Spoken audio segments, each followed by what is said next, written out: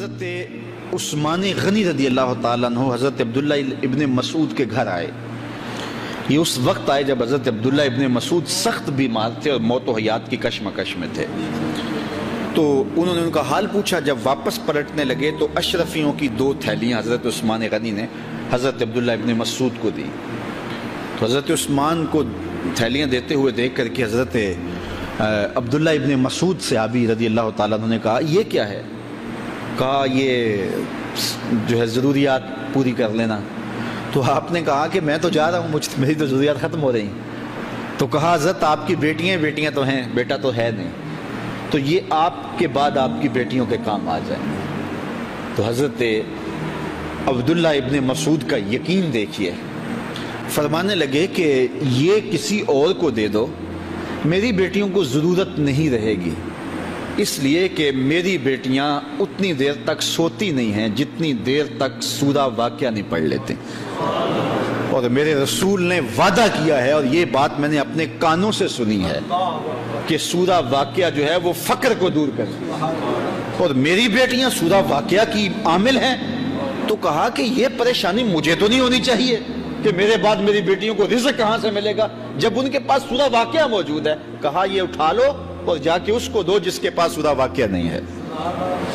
تو روز سورہ واقعہ پڑھو, روز سورہ واقعہ پڑھو, تو دیکھنا رزق کے دروازے کیسے کھلتے ہیں.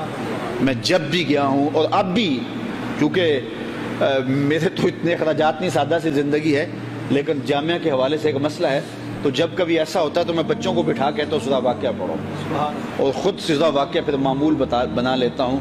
تو پھر اللہ ایسی جانب سے رزق دے دیتا ہے کہ پتہ بھی نہیں ہوتا.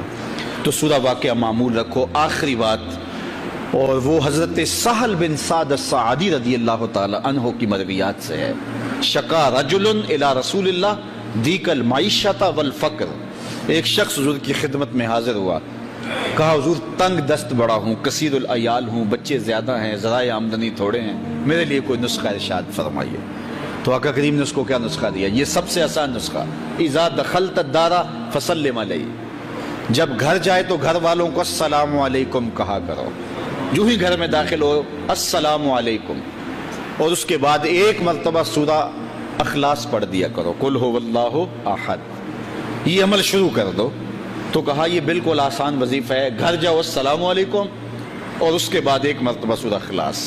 اس عمل کو نہ چھوڑنا, بلکہ فرمایا کبھی ایسا ہو تو گھر جائے تو گھر میں کوئی بھی موجود نہ ہو, تو کہا عمل کو پھر بھی نہیں چھوڑنا. فسلم علیہ, کہا تو مجھے سلام کہہ دینا.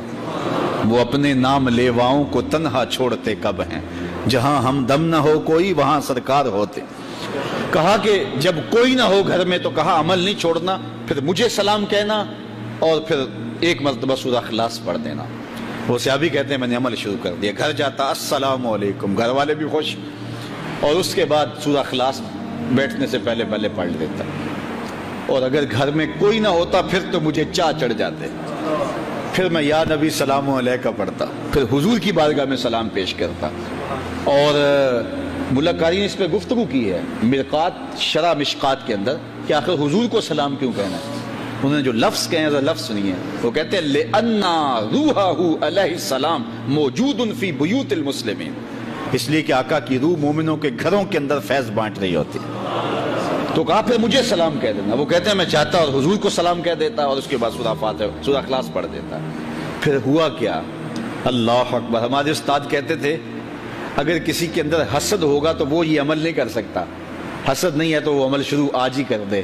وہ کہتے ہیں حتی افاد اللہ جیرانہ, اس عمل کی برکت سے میں نے تو امیر ہونا ہی ہونا تھا, میرے ہمسائے بھی امیر ہو گئے.